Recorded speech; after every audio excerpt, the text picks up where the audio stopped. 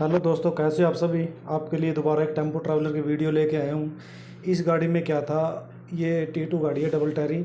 इस गाड़ी में क्या था, इस कस्टमर ने टर्बो चेंज कराया, कहीं टर्बो ख़राब हो चुका था, किसी ने बताया होगा, तेल उठा लिया था, तो टर्बो नया इसने डलवा लिया। डलवाने के बाद गाड़ी कम से कम 250-300 किलोमीटर आई है। आने के बाद क्या हुआ कि इस गाड़ी का सूट बढ़ गया। सूट क्यों बढ़ा, इस टर्बो में तेल उठाया तो उसने क्या किया कि मान लो ये टर्बो चेंज करने के बाद उसने क्या है कि इंटरकूलर की होस पाइपें वगैरह क्लीन नहीं की। इसमें बहुत ज़्यादा ऑयल था।